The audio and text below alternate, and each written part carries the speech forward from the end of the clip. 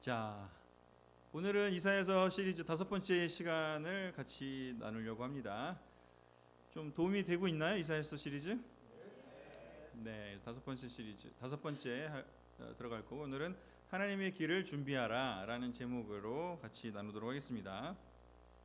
지난주에 말씀드렸다시피 39장과 40장 사이에는 긴 시간의 공백이 있고, 그때가 이제 이스라엘 백성들이 이제 멸망을 당하고 바벨로니아로 포로로 끌려가게 됩니다.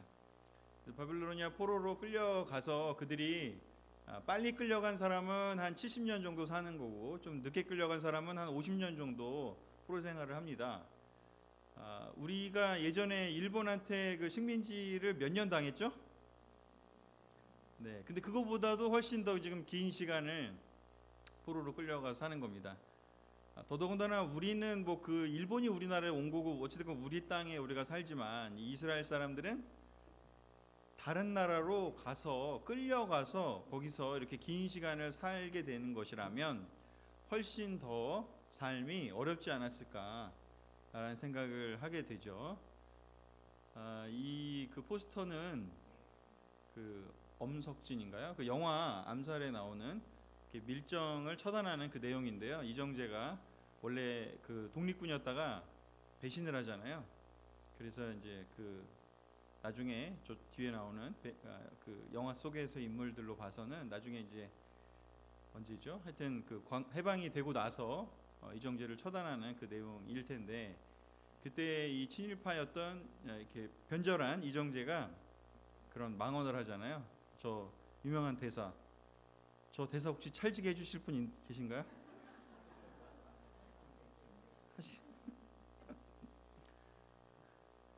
해방될지 몰랐으니까. 그 법정에서 나와가지고 이제 얘기하잖아요. 도대체 왜 배신한 거야? 그러니까 해방될지 몰랐으니까, 그렇게 하면서 얘기하지 않습니까? 사실 이렇게 그냥 한 뭐 5년 10년 정도 이렇게 이렇게 압제를 당하는 거라면 회복에 대한 거를 기대하기가 쉬운데, 이게 막 20년 30년, 근데 여기는 거의 50년 70년이면 사실상 희망을 다 잃어버리고 살기 쉬울 정도의 충분한 시간이죠. 그러니까 우리도 사실은 아마 초창기 때는 이렇게 친일 변절하는 사람이 많지 않았는데, 이게 36년의 그 긴 시간 중에 한 20년이 넘어가고서부터는 이렇게 변절하는 사람들이 많이 나타났다고 하거든요. 이제 해방이 될 거를 이제 희망을 가질 수 없는 거죠. 다시 회복될 거라는 기대를 가질 수 없는 거죠. 그런 것처럼 이 바빌론에 끌려간 이스라엘 백성들의 생활은 힘들기도 했지만, 또 문제는 뭐냐면 희망을 잃어버리는 게 훨씬 더 큰 문제였죠. 다시 회복될 거라는 생각을 할 수 없는, 점점점.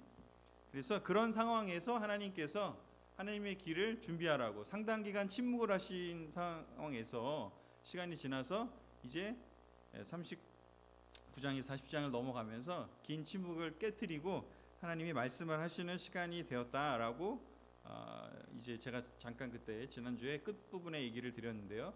이러한 좀 상황을 한번 생각해 보시면서 이제 오늘 같이 나눌 이 40장의 내용을 생각해 보면, 그들이 왜 하나님이 이런 말씀하셨고 그들은 왜 그렇게 또 반응을 했을까를 조금 생각해 볼 수가 아마 있으실 겁니다.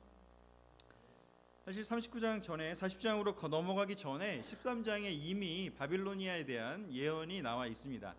이미 하나님께서 사실 포로로 끌려가기 전에 여러 나라들에 대해서 예언을 하시거든요. 여기 보면 모압에 대한, 뭐 에돔에 대한, 이집트에 대한, 아시리아에 대한, 그 중에 이제 바빌로니아에 대한 이 예언도 있었습니다. 그래서 이 예언을 알고 있는 사람도 있었지만 또 상당 많은 사람들은 모르고 있었죠. 분명히 뭐라고 예언을 하셨냐면 13장에 일찌감치 내가 은이나 금을 대수롭지 않게 여기는 메디아 사람을 충동하여 바벨론을 치게 하겠다. 그들은 활로 젊은 사람들을 죽일 것이며 젖먹이나 어린아이들도 불쌍히 여기지 않고 무자비하게 죽일 것이다. 바빌로니아는 모든 나라 중에서도 가장 화려한 나라이며 갈대아 사람들의 자랑거리이지만 소돔과 고모라처럼 멸망당할 것이다. 이 메디아가 나중에 이제 그 페르시아랑 이렇게 합병을 하면서 나중에 이름을 그냥 페르시아로 하거든요. 그래서 이 메디아 페르시아 연합이 페르시아가 되는데 지금의 이란이죠. 그래서 그 나라가 바빌로니아, 지금의 이라크를 이제 나중에 이기게 되면서 무너뜨리게 됩니다. 그래서 그걸 먼저 예언을 하셨어요. 그래서 이 말씀을 알고 있었던 사람들은 끌려가서도 이 바빌로니아가 오래가지 못할 거다. 그리고 이 시간, 죄의 대가를 치르는 시간이 끝나면 하나님께서 다시 우리를 회복시킬 것이다 라는 기대를 갖고 살았지만, 대다수의 사람들은 이 예언을 듣지 못했고 모르고 있었고, 그래서 희망을 점점 잃어버리고 있고, 이제 우리 민족은 망했다, 이제 없어지겠구나. 우리도 일본이 처음엔 안 그랬지만 3단계에 걸쳐서 이렇게 그 정책을 바꾸면서 마지막 세 번째 문화 통치 시대 때는 사람들의 이름을 바꿨는데 그걸 네 글자로 뭐라 그러죠? 그렇죠. 그래서 그 창씨개명을 우리도 당했잖아요. 그거랑 비슷한 거를 당하는 게 성경에도 나오죠. 어디 나오죠? 그렇죠. 다니엘서에 나오죠. 다니엘서에 나온 것처럼 아이들의 이름을 이제 바꾸는, 다니엘의 이름을 벨드사살이라는 이름으로 바꾸는 것처럼 이렇게 그런 정도의 그 이제 상황으로까지 바뀌어가게 됩니다. 이름을 바꾼다라는 거는 이제 정말 정체성을 사라지게 만드는 거잖아요. 그래서 그런 시대에 사는 그 경험을 하루 이틀이 아니라 10년, 20년이 아니라 이제 50년, 70년을 하게 되니까 사람들의 마음 속에는 어떤 마음이 들었는지 이제 희망이 사라지고 점점 포기하게 되고 점점 이제 다른 마음들이 들게 되죠. 그래서 거기 그거를 이렇게 유추해 볼 수 있는 장면이 한 세 가지 정도가 있는데, 첫 번째는 45장 15절인데요. 진실로 주님께서는 자신을 숨기시는 하나님입니다. 사람들 입장에서는 하나님이 포로로 끌려와서 어떤 이렇게 말씀도 많이 예전처럼 주시지 않으니까, 물론 에스겔이 그 함께 있으면서 에스겔을 통해서 뭔가 얘기를 하셨지만 사람들 입장에서는 이제 하나님이 숨으시고 말씀도 안 하시고 이제 어떤 소통도 안 하신다, 우리를 버리셨나 보다, 약간 이런 느낌이 이제 드는 지경이 된 거죠. 그리고 46장 12절에는 내가 승리할 것을 믿지 않는 너희 고집센 백성아, 내가 하는 말을 들어라, 이렇게 또 얘기를 하시는데, 잘 보면 하나님께서 승리할 것을 믿지 않는 고집센 백성이 됐다라고 표현하고 있습니다. 처음에는 숨기시는 것 때문에 화가 났는데 백성들이 좀 상처를 입고 어떻게 보면 실망을 했는데, 이제는 그게 아니고 하나님 뭘 얘기를 해도 그 이미 이제 마음이 상해버렸기 때문에 하나님이 다시 할 수 있다, 다시 승리를 얘기를 해도 이제 그걸 믿지 않는 지경까지 간 거죠. 이제 고집이 세진 꼴이 된 거죠. 그리고 49장에서는 시온이, 즉 이스라엘에서 온, 시온에서 온 그 백성들이 하는 말이 뭐라고 얘기하냐면, 주님께서 나를 버리셨고 주님께서 나를 잊어버리셨다고. 하나님이 나를 그냥 다 잊어버리셨다고, 버리셨다고 하는 이제 마음까지 든 거죠. 그래서 이게 하나님과의 관계가 점점 이제 악화돼서 처음에는 하나님을 못 느끼는 단계로 가다가 이제는 하나님 뭘 얘기해도 이게 뭐 되겠어라고 얘기를 하고, 아까 같이 그 이사야서 13장처럼 바빌론이 결국 멸망할 거야라는 그 예언을 봐도 별로 이제 믿업지가 않는 거죠. 그리고 결국에는 어디까지 가냐면 하나님 나를 버리셨다, 이제 하나님 우리를 버리셨고 다 잊어버렸어, 이제 의미 없어, 이제 여기서 그냥 정착하면서 사는 게 나아, 하나님과는 이제 우리는 끝났어, 이제 모든 것은 사라졌어 라고 하는 상태에 지금 상당히 많은 사람들이 이제 그런 지경에 이르게 됩니다. 이렇게 시간이 흐르면서 이렇게 된 사람들, 이렇게 낙담하고 상처받고 또 포기하고 이런 상태가 된 사람들에게 하나님께서 다시 그 바빌로니아로부터, 여기가 이제 멸망할 거니까 다시 이제 이스라엘로 돌아가서 다시 새로운 삶을 살게 할 거야라고 이제 얘기를 앞으로 하시게 될 텐데, 그거를 하자고, 야 이제 같이 나가자, 출 애굽이 아니라 출 바벨론을 하자라고 얘기를 하려고 해도 사람들의 상태가 이러면 다 엄석진같이 된 거죠. 해방될 줄 몰랐으니까, 하나님이 다시 나타날 줄을 몰랐으니까, 이런 지금 지경이 돼버린 상태가 되니까 다들 마음을 이제 포기한 거죠. 우리가 그 처음에 우리도 뭔가 이렇게 처음에 세례받고 너무 프레시할 때는 하나님이 뭘 얘기해도 우와 저렇게 하면 하나님의 뜻이 이루어지겠다, 이것도 해보자, 저것도 해보자. 뭐 20대 때는 30대 때는 우리도 그러지 않았습니까? 근데 뭔가 했는데 막 안 되고 뭐 어쩌면 어떤 면에서는 뭐 바빌로니아 백성 같은 정도는 우리는 아니지만 사실은 우리는 훨씬 뭐 이렇게 나쁜 지형까지는 가진 않았잖아요. 그럼에도 불구하고 우리 마음 속에도 우리 삶 속에도 뭔가 좀 이것도 해봤는데 뭐 안 되는 것 같고 저것도 해봤는데 오히려 더 악화되는 것 같고 뭔가 교회도 뭔가 계속 발전할 것 같은데 또 뒤로 가는 것 같고 뭔가 하나님은 예전만큼 응답하시는 것 같지 않고 뭐 그런 느낌을 받는다면 어쩌면 바빌로니아 백성들의 마음을 조금은 우리도 조금 유추해 볼 수 있지 않을까 그런 경험을 떠올려 본다면 그럴 수 있지 않을까 싶습니다. 그래서 결국에는 하나님께서 이들을 끌고 나올 텐데 한 번에 야 가자 그랬는데 다들 안 와. 그렇게 되는 이제 상황이 되니까 그 전에 하나님이 사람들을 깨우시는 내용이 이 40장에부터 상당히 많은 그 장을 들여서 이 백성들을 일깨우십니다. 믿음의 사람들로 하나님이 길을 여실 거고 하나님의 길을 준비하라고. 왜냐면 그 나갈 거거든요. 다시 움직이게 하실 건데 그렇기 위해서는 하나님이 준비하시는 내용입니다. 그래서 아마 여러분이 40장부터 한 55장까지를 쭉 읽어보시면요, 엄청나게 많은 격려와 엄청나게 많은 위로와 엄청나게 많은 이야기를 하시는 내용을 듣고 그 아주 반복되기도 하고 아주 놀라운 이야기를 많이 하시는데 그게 뭐냐면 하나님께서 백성들에게 믿음을 주시기 위해서 하는 그 일들이 나오게 됩니다. 왜냐하면 이제 가자 할 때 가야 되거든요. 근데 가려면 마음이 안 따르는데 어떻게 할 수가 없잖아요. 그래서 하나님께서 이 세 가지의 큰 일을 하시게 됩니다. 첫 번째는 위로와 희망의 말씀을 주십니다. 우리 지난번에도 마지막 그 시간에 잠깐 봤지만 이제 백성들을 너희들이 이제 위로받아야 된다. 이제 시간이 됐다. 내가 그동안 침묵했지만 이제는 내가 너희들에게 얘기하겠다. 이제 충분하다. 그동안 너무 고생했다. 라고 하면서 위로의 말씀을 계속해서 퍼부으십니다. 그리고 바빌로니아 멸망할 거다. 그리고 너희들은 다시 회복될 거다 하는 이야기를 엄청 많이 하십니다. 그리고 두 번째는 심판의 말씀도 많이 하시는데 여기서의 심판의 말씀은 이 이스라엘 백성의 심판이 아니라 바빌론의 심판에 대한 이야기를 많이 하십니다. 바빌론이 느보와 벨이 무너질 것이다 이런 이야기부터 해서 많은 심판의 또 우상을 심판하는 이야기들을 많이 하십니다.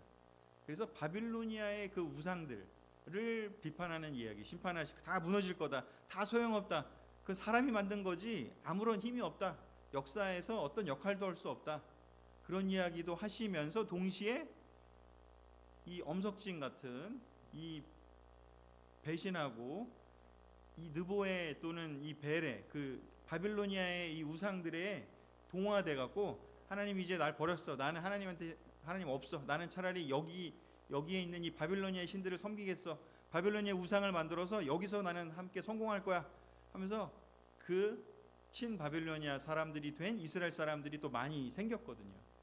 그럴 수밖에 없잖아요. 아까도 우리 본 것처럼, 우리 역사가 보여준 것처럼. 그랬기 때문에 이제 그 사람들에게 대한 또 비판이기도 하죠. 그래서 이 우상에 대한 이야기들이 많이 나오는데 그 이유도 바로 이 부분입니다. 목적은 무엇인가? 하나님 백성들을 가자라고 다시 끌고 나가려고 하는데 그러려면 마음에 준비를 해야 되기 때문인 것이죠. 마음을 동하기 위해서. 그리고 가장 결정적으로 많이 말씀하시는 건 뭐냐면 하나님은 어떤 분이신가? 하나님은 어떤 분이신가? 내가 누군가에 대한 이야기를 엄청나게 많이 하십니다. 내가 누군지 아느냐 그러면서 내가 창조의 하나님이시다, 내가 태초부터 그리고 출애굽을 시킨 그 하나님이다부터 해서 아브라함의 하나님, 다윗의 하나님 하면서 하나님이 어떤 분인지 한번 얘기해 보자 막 그러면서 몇 장에 걸쳐서 하나님이 어떤 분이신지를 엄청나게 많이 얘기합니다. 근데 잘 보면 이게 요 세 개의 큰 내용이 어디에 또 많이 나오죠? 욥기에도 나오고 또 잘 보면 우리 복음서에도 사실은 대부분 요 내용이라고 볼 수 있어요. 복음서도 잘 보면, 복음서도 보면 엄청나게 많은 위로와 희망의 이야기를 많이 하시죠. 거기는 이제 출 바벨론이 아니라 하나님 나라가 왔다라는 의미에서, 사실 출 바벨론 하는 게 하나님 나라가 온 거랑 같은 이야기죠. 사실은 국권이 상실된 사람들 입장에서 이제 새로운 나라가 회복된다라는 것이, 하나님 나라가 왔다라는 게 이스라엘 백성 자체가 하나님 나라니까. 위로의 희망의 말씀, 또 그리고 심판의 말씀들을 또 많이 하시잖아요. 그리고 예수님은 누구신가? 나는 누구라고 생각하니? 그 얘기를 또 많이 하시거든요. 결국은 이게 복음서에도 많이 나오는 그런 구절인데, 이 공통적인 이런 어떤 상황이 그렇다. 로마의 식민지였고 그 당시 사람들은 이제 우리는 글렀어. 이 오랜 시간 동안 이렇게 어떻게 보면은 아시리아, 바빌로니아, 페르시아, 그리스, 로마까지 이루어지면서 나라가 회복되지 못하는 긴 시간, 아까는 70년이지만 이거는 거의 몇백 년이거든요. 지금 상황이 몇백 년이라는 시간 동안 이게 하나님이 우리를 회복시키지 않는구나라고 느끼는 상황이 바로 예수님이 오신 상황인 것이죠. 자, 그래서 대략 지도를 보면 조금 이렇게 이게 단순화시켰는데, 원래는 예루살렘이 좀 더 내려오고요. 그래서 페르시아가 좀 더 위쪽에 이렇게 돼야 되는데, 그림이 그냥 이런 각도로 찍어서 이렇게 돌려놓으면 저런 모습이 될 수도 있는데요. 저게 한 바빌로니아에서 예루살렘까지의 거리는 약 1200km. 우리가 서울에서 부산이 얼마죠? 거리가? 네, 그러면 1200km면은 어느 정도인지 대충 감이 오시나요? 거의 아마 부산부터 저 신의주 저 넘어서까지 가야 되는 긴 거리죠. 자, 50년, 70년 동안 포로로 잡혀서 믿음도 잃어버리고 하나님도 없는 것 같고, 이제 그리고 더더군다나 거기에 또 정 붙이고 마음 붙이고 살면서 어떤 사람들은 또 성공했을 거 아니에요. 거기서 돈도 벌고 거기서 또 한 자리 차지하고 그런 사람들도 있었을 거 아니에요. 근데 그런 거를 내놓고 다시 이제 예루살렘으로 다시 돌아가자고 얘기를 한다면, 아마 이 사람들의 상당수는 가자라고 하는 분도 있지만, 아니야, 나는 안 갈 거야, 나는 여기가 좋아, 이러고 남으려는 사람들도 있을 겁니다. 그래서 그런 긴 바벨론의 여정을 가기 위해서 하나님께서 사람들을 깨우시고 일으켜 세우시고 새 일을 시작하시기 위한 책이 바로 40장부터 55장까지의 이야기입니다. 그래서 대략 이 1200km의 바벨론 여정, 우리는 출애굽이라고 하는 이야기만 되게 중요하게 여기지만, 사실 출애굽 플러스 바벨론, 이 두 가지가 다 이스라엘의 역사에서 너무 중요했고, 출애굽의 특징은 뭐냐면 이집트로 끌려갈 때는 사실 죄 때문에 끌려간 게 아니잖아요. 죄가 있어서 끌려간 게 아니라 그냥 살기 위해서 요셉이 이 야곱의 그 형제들을 하고 살기 위해서 그냥 간 거고, 어떤 뭐 죄가 있어서 간 것도 아니에요. 그런데 거기서 압제를 당해서 그 하나님이 약속의 땅을 주면서 새로운 희망을 주면서 끄집어낸 거라면, 그렇다면 이 바벨론은, 여기는 뭐예요? 좀 의미가 다르죠. 내 죄 때문에 끌려갔어요. 죄 때문에 고생하는 곳이에요. 근데 그 고생하는 곳에서 이제 다시 또 약속의 땅으로 다시 회복시키시는 시간인 거죠. 어떻게 보면 두 개가 다 우리의 삶에 존재할 수도 있거든요. 그래서 어떤 사람들은 사실 태어날 때부터 너무 힘들고 그냥 죄가 없어도 환경이 안 좋아서 출애굽하는 상황처럼 지낼 수도 있고, 또 어떤 사람들은 정말 바벨론이 필요한 사람들도 있잖아요. 우리의 삶에도 두 개가 다 섞일 수도 있고.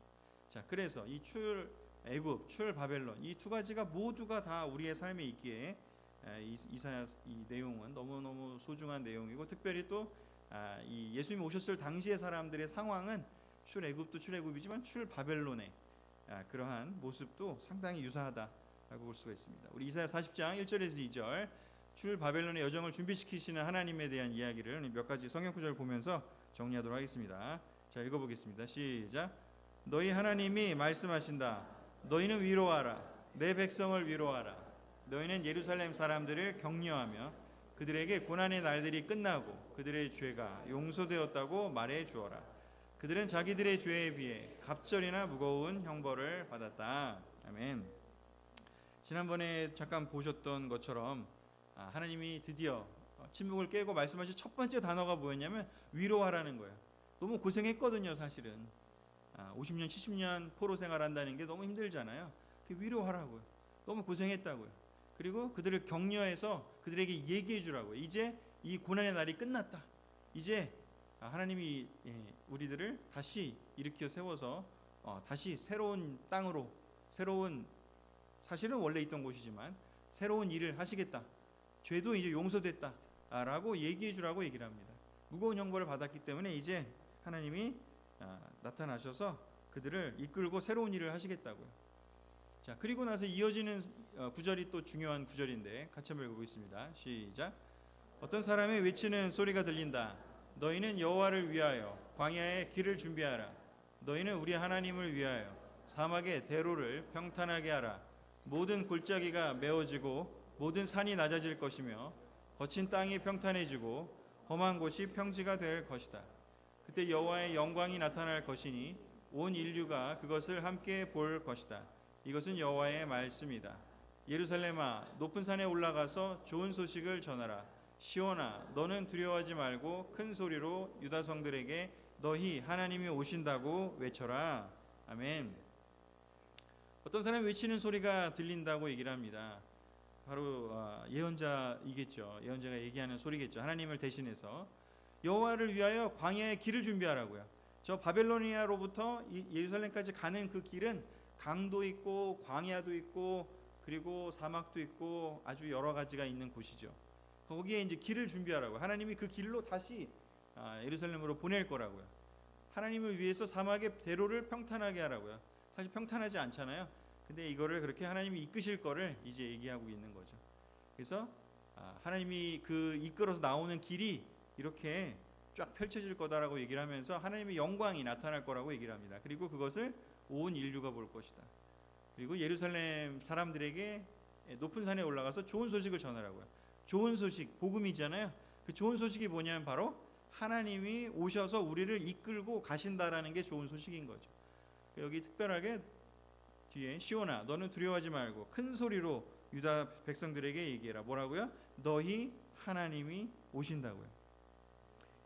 출애굽을 이끄는 그것은 모세를 통해서 하셨는데요. 물론 그것도 하나님이 하신 거지만 이 이사야서에는 이제 직접적으로 얘기를 합니다. 하나님이 직접 이 출 바벨론을 실행하실 거라고요.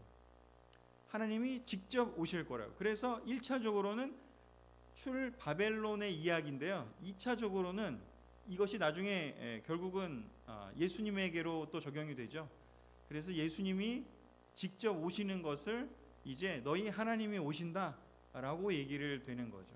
그래서 사람들이 출 바벨론적 상황에 있는 바벨로니아에 이렇게 포로로 끌려간 것 같은 우리 이 이스라엘 사람들은 실제로 포로로 끌려갔지만 인류의 모든 사람들은 죄의 포로로 있게 되잖아요. 우리가 그 죄의 포로로 있는 상황에서 이제 하나님 나라로, 즉 하나님께서 통치하시는 그 하나님 나라로 한 사람 한 사람을 다 이끌고 가시겠다라는 그 예언이, 이중적 예언이 여기에 등장을 하게 됩니다. 하나님이 오실 것을요 온 인류가 함께 볼 거라고요. 그 예언이 예수님을 통해서 이루어졌습니다. 그리고 이 구절은 잘 보면 신약 성경에서 반복이 되는데요. 마태복음 3장 1절 3절에 이렇게 되어 있습니다. 그 무렵 세례 요한이 유대 광야에서 하늘나라가 가까웠다 회개하라 하고 외쳤다. 예언자 이사야는 일찍이 이 요한을 가리켜 이렇게 예언하였다. 광야에서 어떤 사람의 외치는 소리가 들린다. 너희는 주를 위해 길을 준비하라. 그의 길을 곧게 하라. 바로 이 이사야서 40장 3절을 인용을 합니다. 이 외치는 소리가 바로 누구의 소리였냐? 세례 요한의 소리인 것이죠. 세례 요한이 외치는 소리는 무엇이냐? 주를 위해 길을 준비하라고. 하나님이 그 길을 지나가실 건데 그러기 위해서 길을 닦아야 된다. 바로 이 요한이 한 일이잖아요. 그 길을 닦는 역할. 그래서 이 이사야가 이 요한을 예언했다라고도 볼 수가 있는 거죠. 광야에서 외치는 소리요. 그래서 그 세례 요한이 사람들을 위해서 뭘 준비했죠? 주를 위해 길을 준비했어요. 뭐를 하라고 사람들에게 얘기했죠? 회개하고 침례 받으라고요.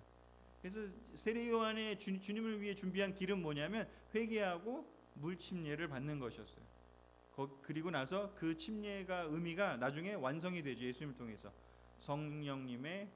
성령과 물과 성령으로 나는 세례까지, 물만의 세례가 아니라 물과 성령으로 나는 세례로 이제 완성이 되는 거죠. 그 하나님이 십자가 길을 통해, 예수님이 십자가 길을 통해서 준비한 그 길에 사람들이 갈 수 있도록요. 그래서 이렇게 이 이사야서 이 내용이 세례 요한이 아마 이사야서를 읽었을 거거든요. 그리고 읽고 나서 또 말라기도 읽으면서 내가 할 일이 이거구나. 하나님이 직접 오실 건데 내가 사람들을 준비해야겠구나 라고 얘기를 하면서 광야에 나가서 외치게 만들었던 구절이 바로 무슨 구절이냐? 이사야서 40장이었습니다. 그리고 나서 아까도 제가 보여드렸다시피 사람들이 영적으로 약해져 있을 때, 믿음이 없고 실망감이 많고 뭔가 좌절하고 뭔가 무기력해 있을 때 하나님이 강조한 것이 세 가지가 있다면 위로와 희망의 이야기, 그리고 세상이 심판받을 것, 그리고 세 번째가 뭐였냐? 하나님이 어떤 분이냐는 거죠. 그래서 하나님이 이 얘기를 되게 많이 해요. 여기 읽어보시면 아실 거예요. 이사야서 40장부터 한 55장까지 한번 보시면요, 나는 너희 여호와 하나님이다. 내가 너희 오른손을 붙들고 두려워하지 말아라. 내가 너희를 도우리라 하지 않느냐. 작고 보잘것없는 너희 이스라엘 사람들아, 두려워하지 말아라. 내가 너희를 돕겠다. 너희 구원자는 이스라엘의 거룩한 하나님이다. 이 얘기를 여러 번 하십니다. 아마 읽어보시면 아마 느끼실 수 있을 거예요. 믿음이 없는 사람들이 바라봐야 될 것은, 믿음을 가질 수 있는 유일한 길은요, 하나님이 누구신지를 바라보는 것밖에 없습니다. 하나님이 어떤 분인지요. 회복의 길을 인도하는 분이 하나님이라고요. 사람을 자꾸 바라보기 쉽거든요. 누군가 나를 인도해 주겠지, 모세 같은 사람이 나타날 길을 기대할 수도 있습니다. 하지만 이사야서에서 계속 얘기하는 건 뭐냐면, 이 회복의 일을 시작하시는 분은 하나님이라는 겁니다. 하나님이 이 이사야서 두 번째 40장 55장을 기록한 이 예언자를 통해서 계속해서 하시는 이야기는 뭐냐면, 내가 누구인지를 계속 얘기하라고. 내가 어떤 분인지, 내가 창조주 하나님이시라는 거, 그리고 내가 너희 이스라엘 백성을 선택한 하나님이라고, 아브라함의 하나님이라고, 야곱의 하나님이라고 하는 이야기를 계속하면서 내가 너희를 돕겠다, 너희는 두려워하지 말라라고 여러 번 이야기를 합니다. 그리고 여기 뭐라고 표현하냐면, 너희 구원자는 이스라엘의 거룩한 하나님이라고. 여기서의 구원자가 히브리어로 고엘이거든요. 우리 많이 이제 좀 이 정도 아시겠죠? 고엘 어디서 나왔죠? 고엘 많이 들으셨을 텐데,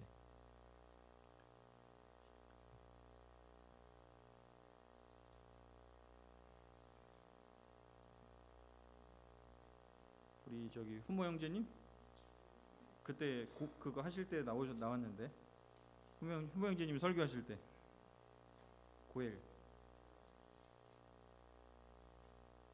저도 지금 갑자기 까먹어갖고 아니 그 사사기 다음에 나오는 게 뭐였죠? 룻기. 왜 그게 생각이 안 나지? 룻기에서 그 룻과 결혼해 주는 사람 있잖아요. 보아스가 룻의 고엘이었거든요. 그러니까 이게 신명기에 그게 나오는데, 바로 고엘이 뭐냐면, 이게 자기의 친족 중에 아까 그 우리 동호 형제님도 그 잠언을 읽어줬지만, 어려울 때 도와주는 사람이 친족이다 이렇게 얘기하잖아요. 피부치다 이렇게. 바로 신명기에서는 이스라엘 동포 중에서 가난한 사람이 있었으면 그의 그 기업을 무르다 이런 표현 쓰잖아요. 그래서 그 사람을 돌봐줘야 되는 책임이 있는 사람이 고엘이고, 보호해줘야 되는 거죠. 또 하나는 그게 이제 여자였을 경우에는 결혼까지 해주는, 만약에 내가 결혼 안 했다면 결혼까지 해주는, 그게 이제 고엘인 거고. 그리고 또 하나 신명기에 나오는 고엘이 세 가지가 뜻이 있는데, 하나는 뭐냐면 정당한 복수를 해주는 사람이 또 고엘이에요. 억울하게 누가 이렇게 피해를 봤다 그러면 가서 복수하는 것이 법적으로 허용됐어요, 그 당시에는. 그래서 만약에 억울하게 살인되지 않은 그러니까 억울하게 살인당한 사람은 도피성으로 피할 수 있었는데, 억울한 게 아니다, 잘못이 있었다 한다면 이 고엘이 가갖고 그 사람을 처벌해도 벌받지 않았습니다. 그래서 그 세 가지의 의미가 있습니다. 가난한 사람이면 그 돌봐줘야 되는 의무, 또 그것이 연약한 여성이었다면 결혼을 하면서 어떻게 보면 그 사람을 도와주는 역할까지 책임지는. 그래서 이 구원자, 이스라엘 사람들한테 구원자는 바로 누구냐? 거룩한 하나님인 거죠. 이스라엘을 억울한 것이 있다면 그것을 복수해주는 하나님이기도 하고, 또 이스라엘 사람들을 이제 너무 힘드니까 이 사람들을 돌봐주고 책임져주는 사람이 누구냐? 바로 고엘, 거룩한 하나님인 것이죠. 그래서 이렇게 하나님이 누구신지를 계속해서 예언자를 통해서 이 백성들에게 잊어버렸기 때문에 계속 얘기해 줍니다. 이 회복의 길을 인도하는 분은 바로 하나님인 것이죠. 그래서 이 구절과 비슷한 이 구절이 또 성경의 복음서에 나오는데 누가복음 12장 31절 32절입니다. 같이 읽어보겠습니다. 시작. 너희는 먼저 하나님의 나라를 구하여라. 그러면 이 모든 것을 너희에게 덤으로 주실 것이다. 작은 양떼들아 두려워하지 말아라. 너희 아버지께서는 그 나라를 너희에게 주시기를 기뻐하신다. 아멘. 너무 비슷하지 않습니까? 작고 보잘것없는 너희 이스라엘 사람들아, 작은 양떼들아 두려워하지 말아라. 두려워하지 말아라. 똑같습니다. 너희 구원자는 이스라엘의 거룩한 하나님이다. 너희 아버지께서는 그 나라를 너희에게 주시기를 기뻐하신다. 하나님이 고엘이 되셔서 하나님의 나라를 너희들에게 주기를 너무나 원하신다고요. 예수님도 이사야서를 너무나 아주 그냥 거의 외우다시피 하셨을 거라고 생각이 들고 예수님이 그 얘기를 하신 것이죠. 이 바벨론이 이스라엘 사람들한테 의미가 있었다면 이제 모든 인류의 모든 사람들에게는 우리를 포함해서 모든 사람에게서는 이 하나님이 고엘이 되셔서 하나님이 구원자가 되셔서 우리의 억울함을 풀어주시고 또 우리의 가난함을 채워주시고 또 우리의 미래를 이끌어 가실 분이 누구신가? 우리의 나라를 하나님의 나라를 우리에게 주실 바로 그분이 하나님이라고. 그래서 그것을 계속해서 바라봐야 하나님이 이제 자 가자 이제 때가 됐다라고 보여줄 때 나갈 수가 있는데요. 그걸 믿지 않으면 아유 말씀하셔도 나는 안 들을래요. 나 하나님 안 볼래요. 난 더 위로가 필요해요. 난 계속 힘들어요. 난 상처받았어요. 그냥 그러고만 있다면 그 사람 하나님이 나가자고 할 때 하나님이 움직이자고 할 때 아무 반응을 할 수 없을 겁니다. 하나님의 인도하심을 믿어야 이 긴 여정을 우리가 출애굽을 해서 가나안 땅까지 가는 것도 우리의 한 인생의 여정으로 볼 수 있지만 또 바벨론을 해서 다시 예루살렘으로 돌아가는 것도 하나의 큰 그 긴 여정으로 또 볼 수 있잖아요. 마찬가지로 우리가 하나님께서 우리와 함께 시작해서 하나님의 나라를 우리에게 주셨더라도 우리가 바벨로니아에서 예루살렘에 가듯이 우리가 제자 삶을 시작해서 하나님 나라에 갈 때까지는 1200km의 긴 여정이잖아요. 마라톤보다도 훨씬 긴 여정이잖아요. 이 긴 여정을 우리가 완주하려면 바벨로니아에 머물지 않고 완주하려면 하나님의 인도하심을 믿어야 됩니다. 그래서 이것을 믿을 수 있도록 이 믿음이 생기도록 하나님께서 계속해서 이 이사야서에서 이 이야기를 해주신 거죠. 예수님도 비슷한 이야기를 하셨습니다. 요한복음 14장 40절에 이렇게 되어 있습니다. 그래서 예수님은 마르다에게 내가 믿기만 하면 즉 하나님이 이 일을 하실 수 있는 의지가 있고 능력이 있으시고 너를 도우시려고 하시는 분인 것을 네가 믿기만 하면 그리고 예수님이 하나님이 보내신 아들인 것을 네가 믿으면 하나님의 영광을 보게 될 거라고 말하지 않았느냐라고 얘기를 하십니다. 사람들이 해야 될 일은 뭐냐? 내가 뭘 해야 될까? 내가 뭘 해야 될까가 아니라 예수님이 무슨 일을 하실까? 하나님이 무슨 일을 하실까? 그것을 우리가 믿는 것이 먼저가 되어야 한다는 것이죠. 그걸 믿으면 우리가 따라가다가 여러 가지 일들을 함께 할 수가 있게 됩니다. 요한복음 6장 28절 29절에는 또 이렇게 얘기합니다. 우리가 하나님의 일을 하려면 뭘 해야 됩니까? 하나님이 보내신 자를 믿는 것이 하나님의 일이다라고 예수님이 얘기하셨습니다. 하나님이 보내신 자가 누구냐? 바로 예수님인 것이죠. 그래서 하나님이 보내신 자, 즉 예수님이 어떤 일을 하실 건가? 예수님이 사람들을 고치시고 예수님이 사람들을 깨우셔서 그들을 데리고 나가서 새로운 하나님의 나라, 교회를 만드셨습니다. 그리고 바벨론에 있던 사람들을 다시 데리고 나가서 그 대로를 뚫고 나가서 놀랍게도 다시 하나님의 나라로 이끄셨습니다. 우리도 하나님의 인도하심을 믿어야 이 크리스천 삶의 긴 여정을 우리는 완주할 수 있게 될 것입니다. 알겠습니다. 자, 우리 믿음으로 우리 5월달을 시작하기를 바라고요. 우리 어떻게 보면 이 내용이 저는 우리에게도 좀 도움이 된다고 생각이 들거든요.